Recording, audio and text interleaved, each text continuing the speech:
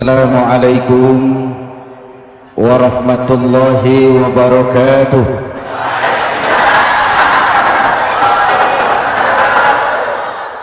Alhamdulillah wassalatu wassalamu ala rasulillah Sayyidina Muhammad ibn Abdullah wa ala alihi wa sahbihi wa mawala, amma ba'du. Saudara-saudara kaum muslimin di seluruh tanah air, hari-hari pada minggu akhir Ramadan kita bersama-sama menyaksikan sebuah fenomena tentang pindahnya kegiatan umat dari masjid ke pasar, dari masjid ke terminal, dari masjid ke stasiun, dari masjid ke bandara. Apa boleh buat, itulah wajah kita, bahwa lebaran artinya mudik, bahwa lebaran artinya baju baru dan makanan. Lebaran berbeda dengan Idul Fitri. Lebaran adalah tradisi yang setiap kita boleh ikutan. Siapa saja boleh ikut lebaran, tapi tidak tiap orang bisa merayakan Idul Fitri. Mau puasa atau tidak puasa boleh lebaran, tidak dilarang sama petugas keamanan.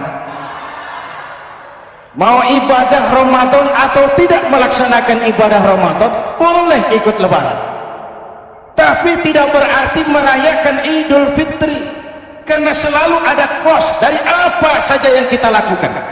Saya mau cerita, mau dengar nggak? Ada dokter gigi, dokter baru. Satu sore praktek, pasiennya 4 orang nunggu duduk jejeran. Dipanggil pasien pertama, diperiksa, berlubang giginya, dicabut tanpa dibius. Namanya dokter baru. Pasien ini teriak, aduh sakit dok, tidak kuat, sakit. Teriakannya keras sekali. Pasien yang 3 orang yang nunggu gemeter, lari semua. Selesai dicabut, diobati, selesai, tanya, sudah selesai dok? Sudah mas. Berapa biayanya? 200.000. Loh, biasanya kan 50.000, kok 200.000? Biasanya sih memang 50.000, tapi siapa suruh kau teriak? Yang 3 lari.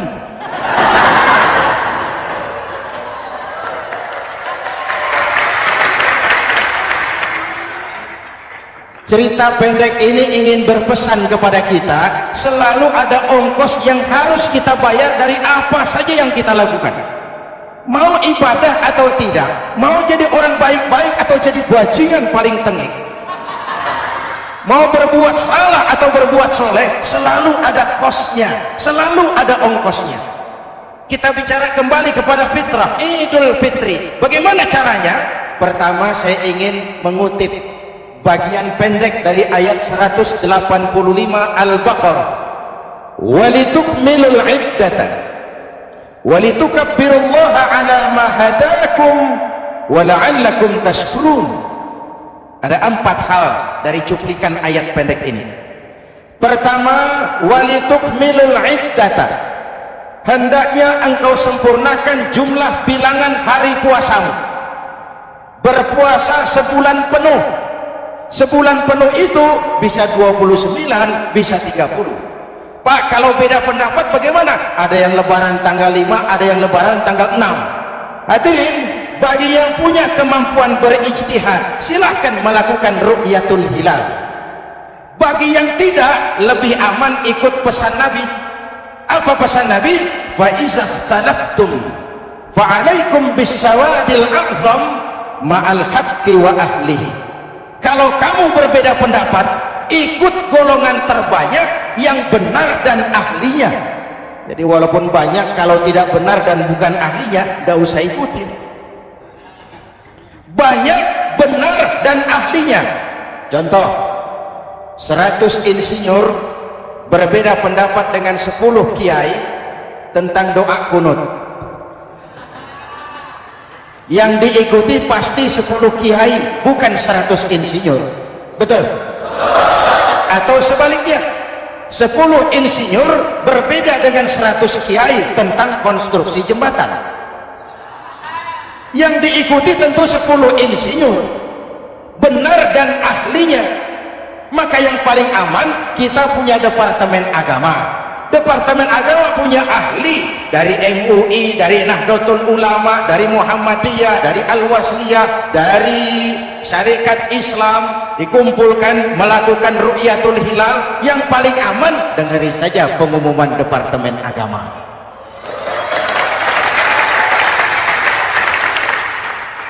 Tapi tetap menghormati mereka yang meyakini 1 Syawal jatuh pada tanggal 5. Beda boleh, marah jangan. Jelas? Saudara boleh suka tempe, tapi jangan menghina orang yang tidak suka tempe. Saudara boleh senang tahu, tapi jangan ngenyek karo wong yang senang tahu.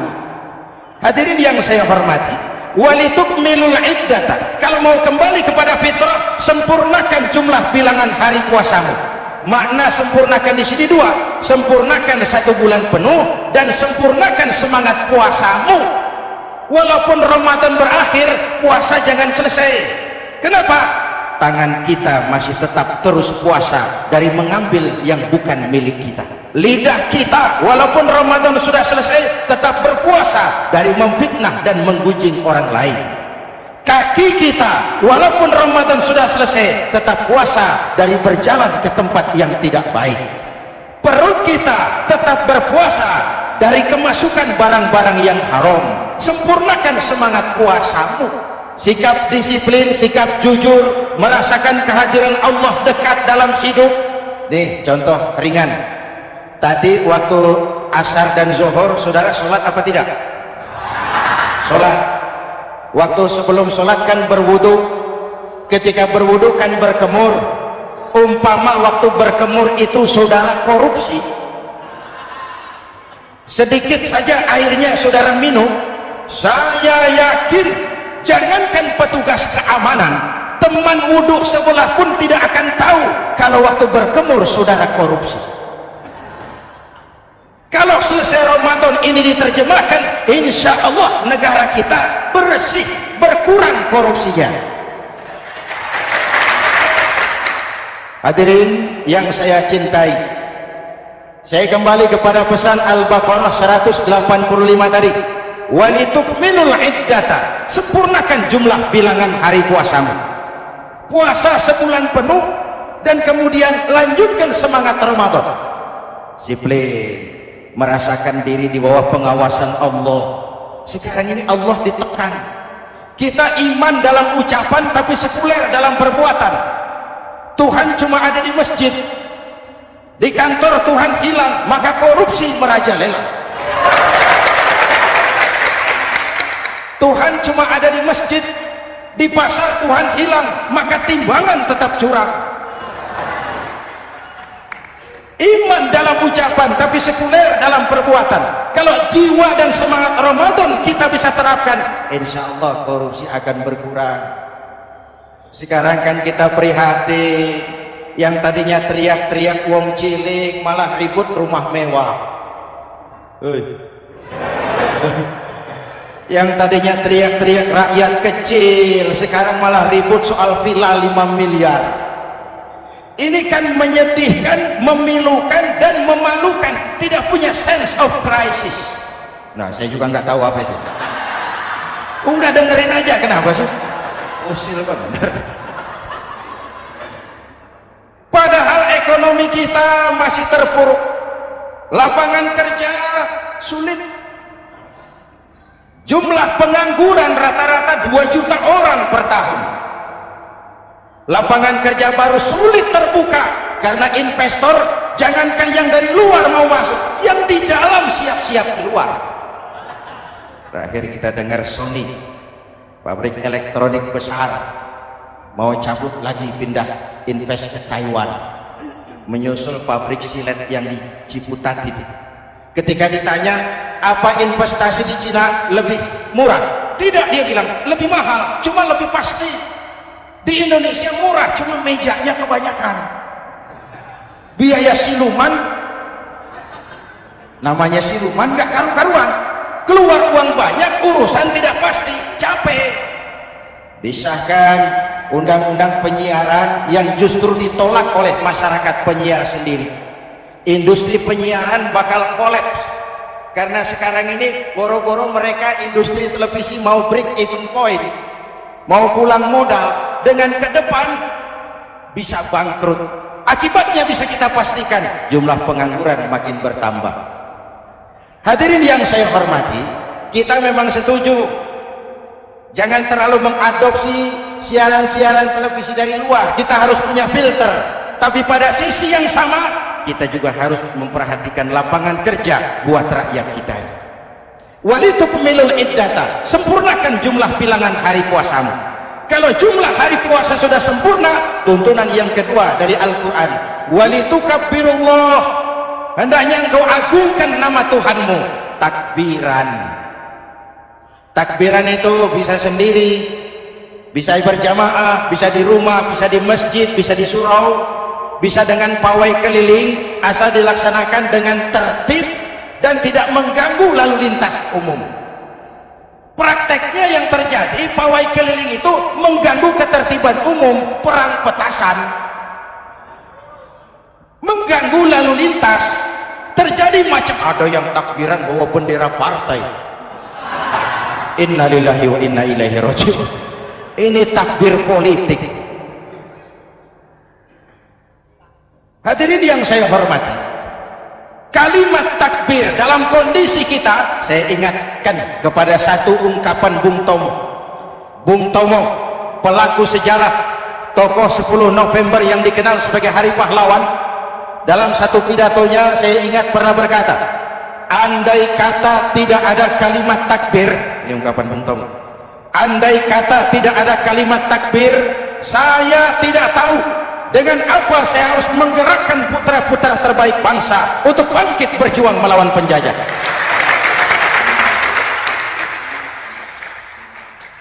Ketika Allahu Akbar itu londo, kelihatannya kecil, meriam nggak meleduk. Dahulu orang-orang tua kita cuma ada dua kata, merdeka atau mati. Tidak berpikir nanti kalau menang dan merdeka saya jadi wali kota di mana.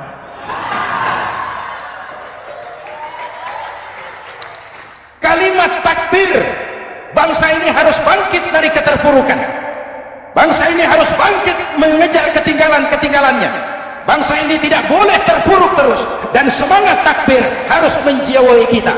Tidak ada capek dalam perjuangan, tidak ada puas dalam upaya. Keberhasilan cuma pengantar ke arah keberhasilan yang lebih baik lagi. Walitukabbirullah, hendaknya engkau agungkan nama Tuhanmu. Nama Allah menjadi motivasi besar dalam kehidupan kita. Ini pesan Quran Al-Baqarah 185. Pesan kedua, setelah sempurnakan jumlah bilangan hari puasamu, agungkan nama Tuhanmu. Takbiran. Kalimat takbir sendiri kalau kita lihat pada kalimatnya ada kata la ilaha illallah wahdah sadaqa wa'dah wa nasara 'abdah wa a'azza jundah wa hazama al-ahzaba wahdah. Tidak ada Tuhan selain Allah, esa, tidak beranak, tidak diperanakan, wahdah, tidak bisa diumpamakan dengan apapun. Sadaqa wa'dah, Allah yang maha menepati janjinya. Wa nasara 'abdah, Allah yang maha menolong hambanya. Kalau bukan kebesaran Allah, berat berjuang Ramadan ini melawan musuh yang tidak nyata. Puasa itu kalau olahraga golok, benar Pak? Kalau tinju lawannya kelihatan, betul. Sepak bola musuh kelihatan, bulu tangkis kelihatan, golok siapa musuhnya? Itulah puasa, menghadapi musuh yang tidak kelihatan. Itu lebih berat daripada perjuangan mengangkat senjata, lebih berat daripada berjuang mengorbankan harta. Tapi kalau di bulan Ramadan saja Rasulullah menang dalam perang Badar, itu harus jadi sumber motivasi. Dengan kalimat takbir, dengan keagungan Allah, bangsa Indonesia harus bangkit dari keterpurukan. Ibu bapak hadirin yang saya hormati, jadi bukan akhir Ramadan lalu sibuk beli baju. Boleh, boleh, tapi bukan itu yang utama. Laisal id bilibasin jadid, walakinnal id bi ta'atin yazid. Idul Fitri bukan pakaian baru. Idul Fitri adalah ketaatan yang meningkat, yang telah ditempa, digojlok, digembleng oleh Ramadan. Jadi kalau Ramadan rajin baca Quran, lalu selesai Ramadan sayonara Quran, latihan tidak berhasil. Ramadan rajin ke masjid, selesai Ramadan selesailah ke masjid. Awal Ramadan full house sampai ke halaman, akhir Ramadan cuma imam berdua tikar. Masjid kembali senyap, padahal masjid adalah pusat kegiatan umat. Saudara lihat dari sejarah, ketika hijrah ke Madinah, Rasul singgah di Kuba. Apa yang beliau lakukan? Membangun masjid. Ketika sampai di Madinah, kesibukan pertama beliau apa? Mencari rumah dinas? Bukan. Kesibukan pertama beliau mencari lokasi di mana membangun masjid. Isra dan Mi'raj, perjalanan besar dimulai dari masjid ke masjid. Ini indikasi masjid memang merupakan pusat kegiatan umat. Umat Islam dengan masjid seperti ikan dengan air, tidak boleh pisah. Ada ikan yang tidak betah di air? Ada. Ikan mau modar. Kalau umat sudah mulai menjauhi masjid, jiwanya yang akan mati. Kalau jiwanya mati, jasadnya masih hidup, itu namanya bangkai berjalan. Walitukabbirullah, engkau agungkan nama Tuhan, takbiran.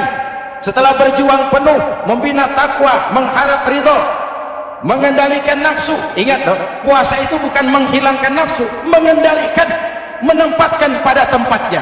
Manusia tanpa nafsu bukan manusia, tapi manusia yang disetir nafsu turun jadi binatang, bahkan lebih rendah daripada binatang. Puasa ini menempatkan nafsu di tempatnya. Hai laki-laki, kamu nafsu sama perempuan? Betul Pak. Perempuan suka laki-laki? Betul Pak. Boleh lewat sini, lewat pintu yang disebut nikah. Ini nafsu disalurkan lewat pintu yang disebut nikah. Jangan seperti ayam kawin tiap malam, nikah tidak mau.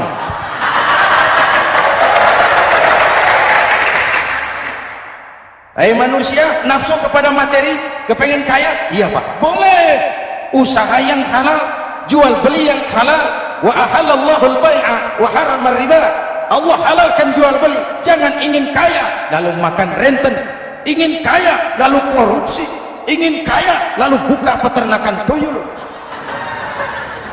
Manusia ingin berkuasa, boleh, tapi tetap punya etika dan moral. Jangan ingin berkuasa lalu fitnah, ingin berkuasa lalu mengadu domba orang, ingin berkuasa lalu menghalalkan segala cara. Puasa menempatkan nafsu pada tempatnya. Manusia yang dikendalikan nafsu lebih puas daripada binatang. Saya punya ungkapan lama, sepuas-puasnya kerbau, makanannya tetap rumput. Saya belum pernah dengar ada kerbau terlalu puas lalu makan roti. Betul? Tapi manusia kalau sudah dikendalikan nafsu, manusia bukan cuma makan nasi, aspal, semen, kertas, minumnya solar, jauh lebih puas daripada binatang. Inilah puasa, arep nguwong ke wong, agar manusia itu jadi dirinya, fitrahnya, jangan dikendalikan oleh nafsu. Kita ini sudah diciptakan fi ahsani takwim. Hadirin, yang ketiga pesan Al-Baqarah 185 tadi, setelah sempurna jumlah bilang hari puasa, lalu mengumandangkan takbir, membayar zakat fitrah. Kenapa itu kita lakukan? Mengagungkan nama Allah, ala ma hadakum. Agungkan nama Allah yang telah memberikan hidayahnya kepadamu. Masya Allah nih, hidayah, kita bersyukur. Hidayah ini hak prerogatif Allah, diberikan kepada siapa saja yang dikehendaki oleh Allah. Kita bisa lihat dalam sejarah, ada anak Nabi tidak mendapat hidayah, tidak terpanggil mengikuti kebenaran yang disampaikan oleh bapaknya.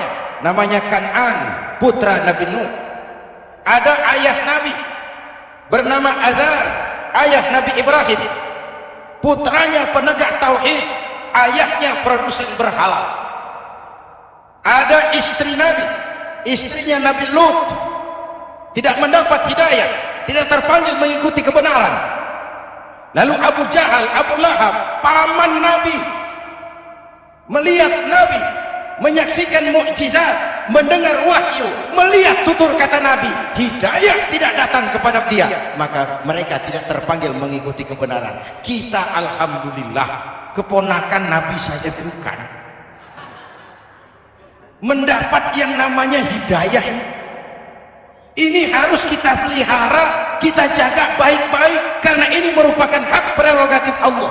Yahdi man yasha, diberikan kepada siapa saja yang dikehendakinya. Hadirin, sembari kita mengambil pelajaran tentang Kan'an yang tidak dapat, putra Nabi Nuh. Ini saya ngambil bagian cerita sejarah. Masih mau dengar? Nabi Nuh diberi umur 950 tahun, berdakwah sepanjang hidup. 800 tahun beliau dakwah, dapat pengikut tidak lebih 80 orang, rata-rata 10 tahun satu. Yang dihadapi ini umat yang kurang ajar, bandel, bajingan, tengik.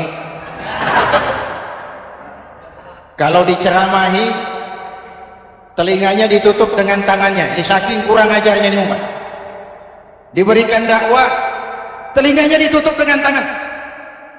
Nabi Nuh ketika di puncak kesabarannya munajat, ya Rabb, bagaimana Nuh? Siang malam saya berdakwah kepada umat ini, saya sampaikan risalahmu, saya canangkan seruanmu, saya sampaikan ajaranmu. Inni da'autu qaumi lailan wa nahara, siang malam saya berdakwah kepada umat. Wa inni kullama da'autuhum ja'alu asabi'ahum fi adhanihim, tiap kali saya sampaikan dakwah kepada mereka, mereka tutup telinganya dengan tangannya. Saya tidak sanggup menghadapi umat seperti ini, ya Allah. Habis mau kamu bagaimana, Nuh? Sikat saja sudah semua ini, bikin mati saja. Nanti kalau punya anak, anaknya kafir lagi. Lebih baik bapak moyangnya, mbah-mbahnya sikat semua. Rabbi la tazar 'alal ardi minal kafirina dayyara, jangan disisakan orang kafir, habisin semua. Itu mau kamu? Iya. Buat kapal Nuh, nanti aku turunkan banjir. Dengan apa saya membuat kapal, ya Rabb? Pakai kayu. Kayunya dari mana, ya Rabb? Dari pohon tentu. Pohonnya belum ada, ya Rabb. Tanam dulu. Membuat kapal, kayunya nanam pohon dulu. Apa artinya? Perjuangan bukan simsalabim abracadabra. Perjuangan bukan makan lombok, ini hari dimakan, ini hari pedas.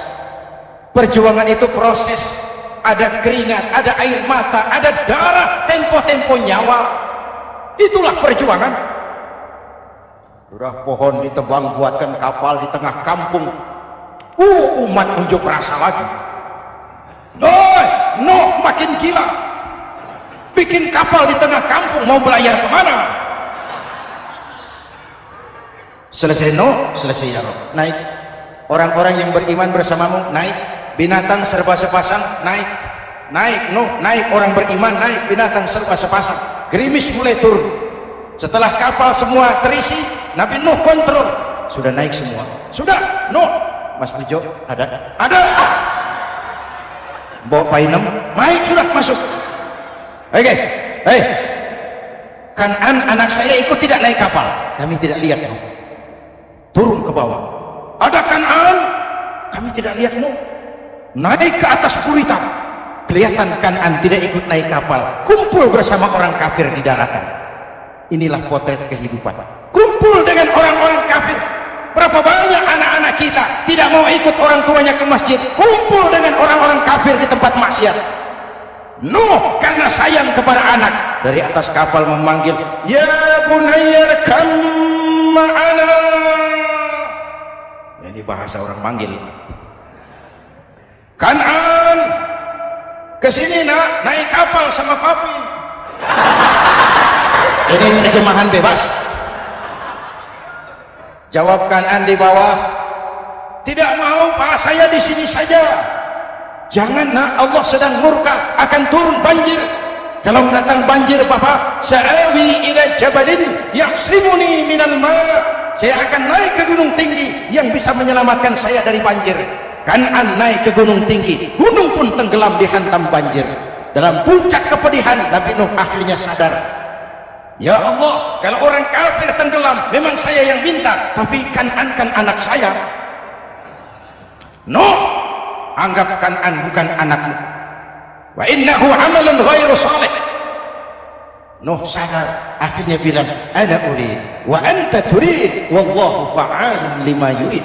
Aku punya kemauan, kau Kan'an punya kemauan, Allah juga punya kemauan. Kemauan Allah lah yang akhirnya jadi kenyataan. Nek sekarang juga kita ngadepi musim banjir. Bukan banjir air saja, banjir peradaban-peradaban yang masuk ke negeri kita. Banjir maksiat, banjir munkaron. Kalau kita sudah ke masjid, kita sudah naik kapal. Tolong kontrol anak-anak kita. Tolong kontrol tetangga kita. Ayo naik kapal. Banjir.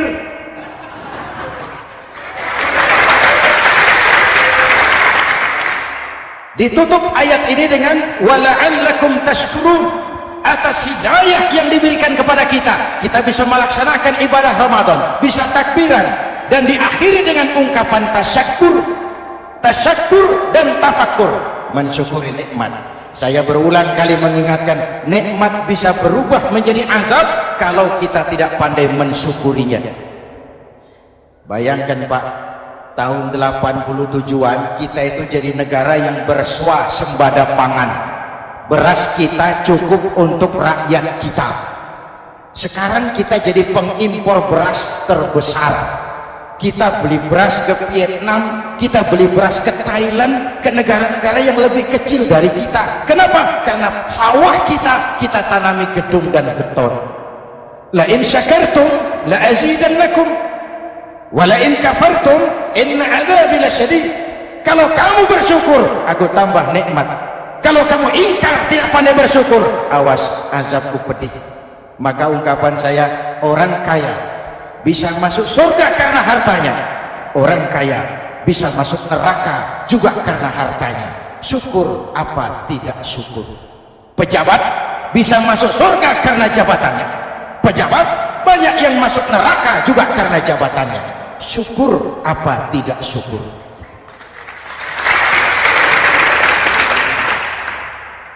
Orang alim, kiai bisa masuk surga karena ilmunya.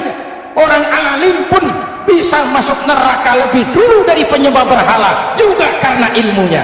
Syukur apa tidak syukur? Isi jabatan sebagai pemimpin lalu menyadari sayyidul qaumi khadimuhum. Pemimpin suatu umat adalah pelayan bagi umat itu. Pelayan harus melayani, bukan minta dilayani. Selama ini kita memandang jabatan itu jalan pintas menuju kaya. Jabatan itu artinya kekuasaan dan fasilitas, maka yang lahir rampok-rampok baru.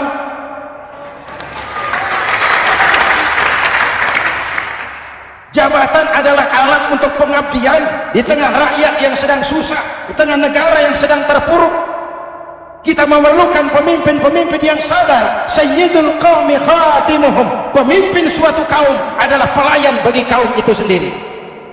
Ibu bapak hadirin yang saya hormati, dengan mensyukuri itu, maka makna Idul Fitri meresap kembali kepada fitrah kita sebagai manusia. Fitrah kesucian. Secara sederhana orang gambarkan kembali kepada fitrah seperti bayi baru dilahirkan oleh ibunya. Bersih, suci, tanpa dosa, lantaran sudah dibersihkan oleh ibadah Ramadan. Tapi para ulama khalaf ada yang mengartikan fitrah itu kecenderungan kepada kebajikan.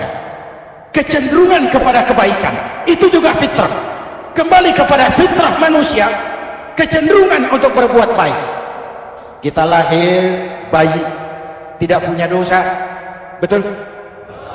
Tidak ada dosa warisan dalam Islam. Kalau harta warisan ada, dosa warisan tidak. Karena itu dalam Islam juga tidak ada penebusan dosa. Kalau dosa bisa ditebus dengan uang, tentu menteri keuangan nomor 1 masuk surga.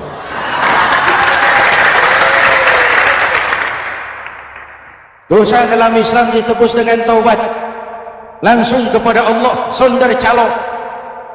Hadirin yang saya hormati, kembali kepada fitrah seperti bayi baru dilahirkan oleh ibunya, bersih, tidak punya dosa kepada Allah lantaran sudah dibersihkan oleh ibadah Ramadan. Soalnya kemudian kita kan tidak hanya bersalah kepada Allah, kita ini juga bergaul dengan sesama manusia. Betul? Sebuah hadis, sahabat ditanya oleh Rasul, atadruna manil muflis? Saudara-saudara tahu kamu siapa orang yang bangkrut? Oh Rasul, orang bangkrut yang tidak punya uang, orang bangkrut yang tidak punya harta. Salah, kata Rasul. Innal muflisa min ummati, yang bangkrut dari golongan umatku, yang besok di hari kiamat datang menghadap Allah dengan membawa pahala sholat, membawa pahala zakat, membawa pahala haji, membawa pahala sedekah pada satu pihak. Sementara pada sisi yang lain, sebelah kiri, orang ini juga datang membawa kesalahan karena pernah mencaci maki orang, pernah memfitnah orang, pernah memakan harta orang dengan cara yang zalim. Satu sisi bawa kebajikan, sisi lain bawa kesalahan. Kalau ini yang terjadi, bagaimana nasib kita? Kata Nabi, Tuhan, ini pahala solat saya, ini solat yang wajib, ini yang sunnah, rawatibnya, nawafilnya. Datang orang, sebentar Tuhan, apa?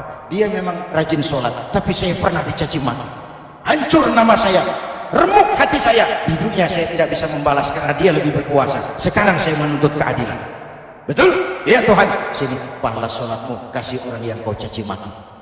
Tuhan, ini pahala puasa saya yang wajib Ramadannya, sunnah 6 hari Syawalnya, Senin Kemisnya. Ini Tuhan. Datang lagi, sebentar Tuhan. Kenapa? Ia memang rajin puasa, tapi saya pernah difitnah tanpa benar, dicorengkan arang ke dahi, hancur nama saya karenanya. Saya menuntut keadilan karena di dunia waktu itu cuma banyak pengadilan, tapi tidak ada keadilan.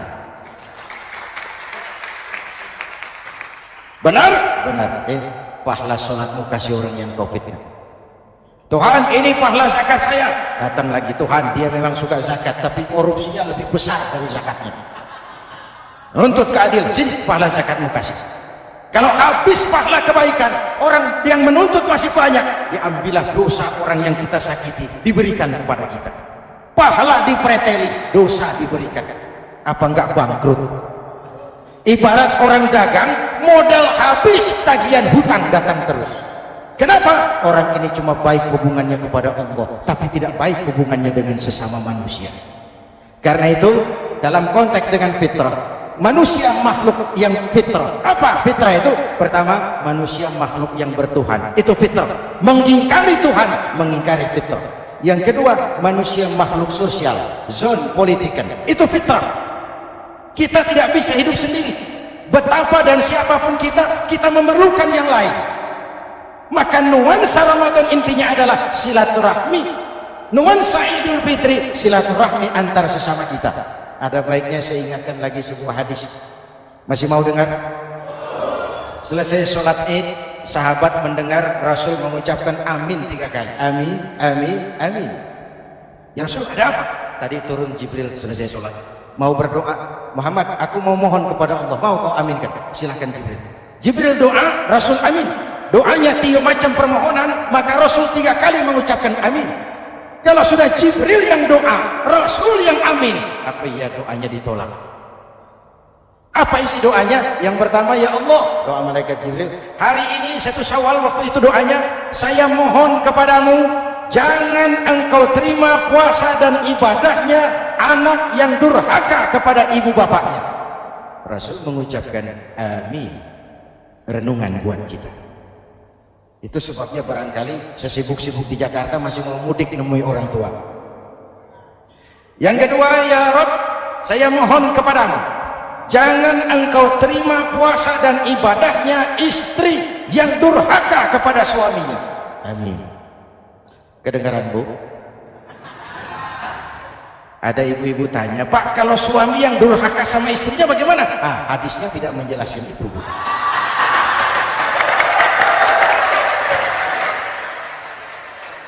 Lo menang sendiri. Yang jelas suami itu presiden rumah tangga, dimintakan tanggung jawab tentang istrinya. Nah istri swarga manut neraka kadul. Ketika pulang Isra Mi'raj saja Rasul bercerita, aku diperlihatkan neraka. Neraka ya Rasul? Iya. Lalu aku lihat isinya kok kebanyakan perempuan. Perempuan. Laki bagaimana? Laki juga tidak sedikit. Cuma kebanyakan perempuan. Ya Rasul, apa mereka tidak sholat? Sholat. Apa mereka tidak ngaji? Oh, rajin mereka sama suaminya.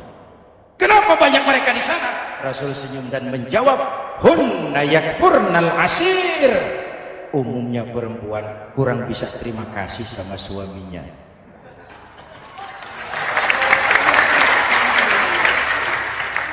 Ini penyakit turunan. Oi, aku oi. Lalu yang ketiga, ya Allah, hari ini saya mohon kepadamu, jangan engkau terima puasa dan ibadahnya muslim yang tidak mau memaafkan sesama saudaranya muslim. Memaafkan lebih berat daripada meminta maaf, tapi memberi maaf lebih mulia daripada meminta maaf. Inilah nuansa mengembalikan semangat saling menghargai, saling mencintai, keutuhan, kerukunan, dan kedamaian. Sudah capek kita rakyat dengan konflik. Sudah capek kita dengan mengedepankan perbedaan dan bukan persamaan. Sudah waktunya kita berbeda, tapi tetap bergandengan, tetap bersama menyongsong hari esok yang lebih baik. Mintalah ridho ibu bapak, suami kepada istri, istri kepada suami, dan memaafkan sesama saudara muslim sehingga kita benar-benar kembali kepada fitrah. Terima kasih dan mohon maaf, semoga ada manfaatnya. Usikum wa nafsi bitaqwallah. Wassalamualaikum warahmatullahi wabarakatuh.